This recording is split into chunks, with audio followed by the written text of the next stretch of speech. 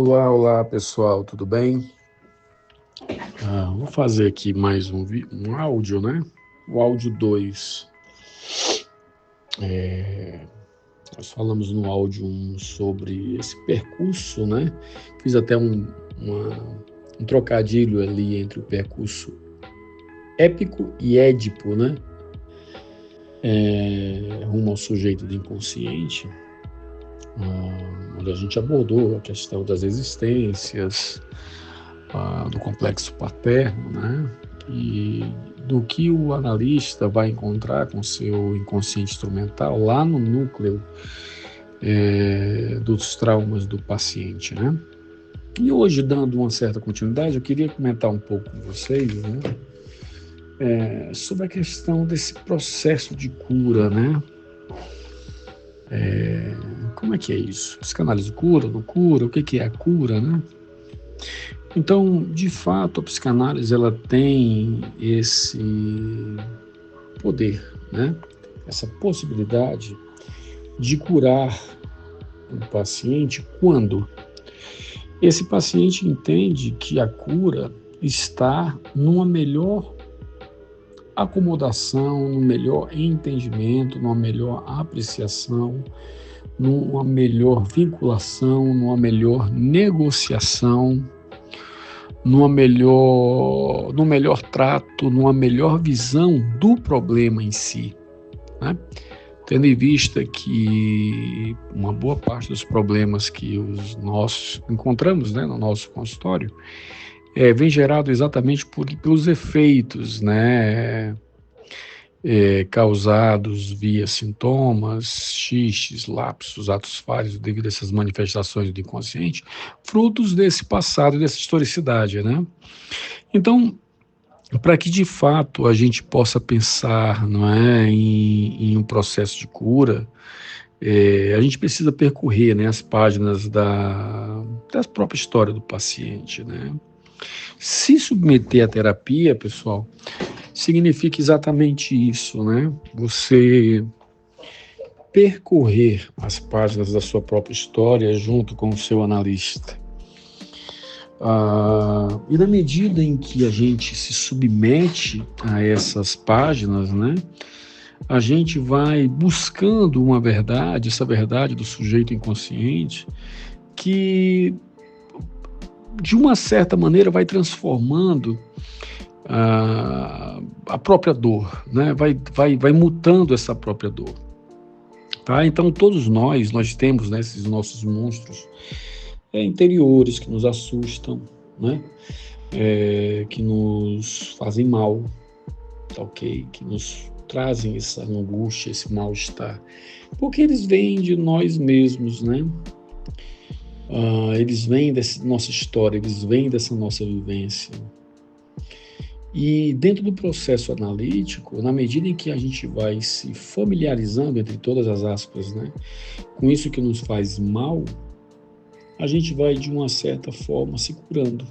A gente vai dando um novo parágrafo, dando uma nova letra, uma nova fala para aquilo que se diz, a partir do confronto sobre se aquilo que se diz realmente diz de uma realidade, né, dentro do conceito psicanalítico, ou de uma fantasia, uma ilusão, enfim. Tá? E nesse processo, pessoal, é muito importante frisar que nenhum paciente vai se curar por completo, né? Sempre vai ter um sofrimento que é irredutível, que é inerente à vida, que é necessário à vida, né? E de fato, não é que a gente queira aqui viver sofrendo, mas viver sem sofrimento não é viver. Então, para que a gente tenha um paciente que seja assim, se é que a gente pode dizer assim, né, o mais adequado, eu deixo uma lacuna nesse termo, tá? É o que está me vindo agora na hora, mas eu não sei se essa alcunha fica bacana, mas é o que está me vindo, né? O paciente mais adequado para a terapia psicanalítica é exatamente esse que sofre, que não suporta mais sofrer, né? É esse paciente que se interroga sobre as causas do seu sofrimento, é esse paciente que tem esperança, né, que o processo vai tratá-lo e que esse processo é capaz de livrá-lo, né, desse tormento. É esse paciente que tem um conflito consigo mesmo, com as coisas, com as demais pessoas, um conflito interior, um conflito relacional, tá? Então, a psicanálise, quando recebe esse paciente, a gente recebe o paciente mais adequado para o próprio tratamento, tá? E, Júlio, quando é que a gente pode ter, assim, indicadores, vocês que estão nos ouvindo agora nesse áudio, quando é que a gente pode ter alguns indicadores de que esse paciente foi curado? Então, primeiro, é interessante perceber quando ele consegue se amar tal como ele é. E aí vem naquele formato de amor ser a troca de faltas, né? Ou seja, quando ele consegue dar a si as suas próprias faltas e fazer um algo bom, não é? Razoável, suficientemente bom com aquilo que é uma falta dele próprio. Então, quando o paciente consegue passar a se acolher mais, a se amar mais, a se movimentar melhor diante desses percalços das suas próprias dores, a gente tem um bom indicador de que esse paciente está vivendo esse processo, né, de cura. Quando ele é capaz de ser mais tolerante consigo mesmo, é um outro excelente indicador, né? Porque sendo tolerante com ele mesmo, ele vai ser mais tolerante com o entorno dele, né? E nisso as vinculações melhorarão demais, né? Quando ele consegue dialogar consigo mesmo, quando ele toma consciência, né, das suas fantasias patogênicas que o dominam, né, da imagem negativa que ele faz de si mesmo, e na medida em que ele vai avançando nisso, ele consegue exatamente transformar a sua relação que ele mantém com ele próprio, tá? Então, um paciente, ele é curado dentro desse processo quando ele tem alguns indicadores. Nós temos balizadores que apontam sim, para essa construção, né, de que o paciente está sendo curado, né, de que o paciente está tendo um processo de cura, tá? Então, é muito importante, né, que a gente, dentro desse contexto, a gente consiga perceber a dinâmica desse paciente, né? Que a gente consiga perceber como esse inconsciente está operando de fato na vida desse paciente. Então, o movimento, pessoal, da terapia, dentro desse processo de cura, ele visa o quê? Em um polo, imagina um pêndulo, né? Analisar o isso, né? Analisar esses fragmentos de inconsciente, né? Analisa-se o inconsciente e depois analisa-se o eu, né? Então, aquilo que a gente migra de um polo para o outro desse pêndulo, né? Não, tem um conteúdo inconsciente através de uma interpretação, através de uma indicação, através de uma elaboração, né? De uma implicação, a gente apresenta algo encontrado para esse paciente, ele gera o sentido naquilo, quando gera, né, gera validade naquilo, quando gera, e isso tem que ser migrado para o outro polo do pêndulo, que é analisar o eu, né? Ou seja, eu vou corrigir algo nesse meu eu de agora, né?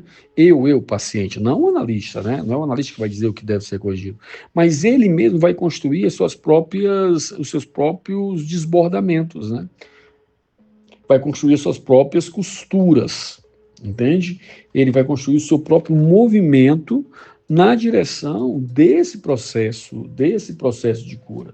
Então, o analista, ele ao entender-se como parte integrante desse processo, ele vai buscar exatamente perceber o grau de sofrimento desse paciente, fazendo aqui um review rápido, né?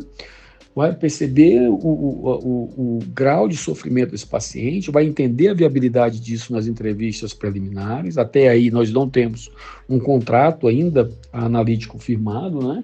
Percebo que não, ele está em condições de fazer suas elaborações, se ele está mais preponderantemente psicótico, ele está acompanhado de um psiquiatra, consigo fazer o atendimento, ele tem ideação suicida, mas ele tem rede de apoio, ele está acompanhado medicamentosamente, né, por um psiquiatra. Então, dentro das EPs, eu percebo a condição desse paciente e viabilizo ele para a terapia. No processo de terapia, a gente aplica o processo de cura, e nesse processo de cura, a gente vai exatamente mostrando e perpassando essa história desse paciente, né? E ao aplicar esse processo de cura, dessa revisitação, dessa recontagem de histórias, né? O paciente vai construindo as suas próprias suturas, tá? E dentro desse processo, pessoal, o que vai acontecer, né? Quando eu pego esse paciente, né? Eu tenho um afeto atuando do inconsciente no consciente, de uma forma não lembrada, né? Então, quanto menos lembrança eu tiver, mais sintoma eu vou ter, né? Dentro desse processo. Quanto mais lembrança eu tiver, menos sintoma eu vou ter. Consegue perceber a diferença? Então, existe uma ligação na construção do sintoma para esse processo de adoecimento, e aqui a gente está falando do processo de cura, né? Mas não tem como falar de cura sem falar do processo de adoecimento. Dentro desse processo do adoecimento, que é ligado, feito para essa ligação do afeto e da lembrança.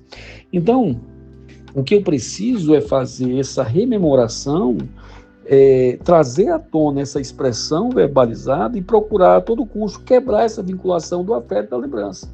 Por quê? Porque uma lembrança verbalizada, ela causa exatamente o efeito, né, do afeto retido, a se expandir, a migrar, a seguir o seu curso. E nisso, essa libido que está sendo gastada, ou gasta, né? Me perdoem aqui pelo meu equívoco, em segurar essa resistência, em manter essa resistência, em manter esse conteúdo recalcado, ela é liberada para outras atividades, tá?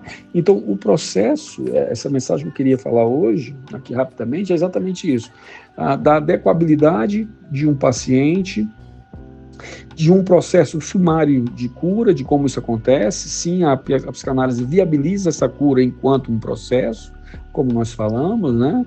Citar alguns indicadores rápidos, né? Muito sumários, de que o processo está sendo eficaz e de como fazer isso, né?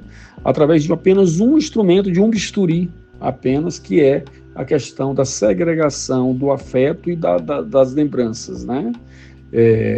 Quanto o afeto está com pouca lembrança, mentalizem isso, né? Entendam isso.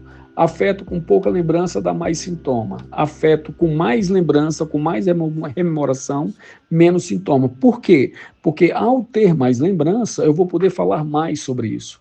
E se eu falo mais sobre isso, eu diminuo as consequências em ato, né? O acting. Percebe? Então, o que nós queremos é exatamente instigar a expressão verbalizada para que o ato cesse, né? Para que o sintoma cesse, tá bom? Então, em linhas gerais, era isso. Queria passar esse áudio rápido aqui para vocês. Rápido nada, né? Deu 13 minutos. Até o próximo áudio, pessoal. Até mais.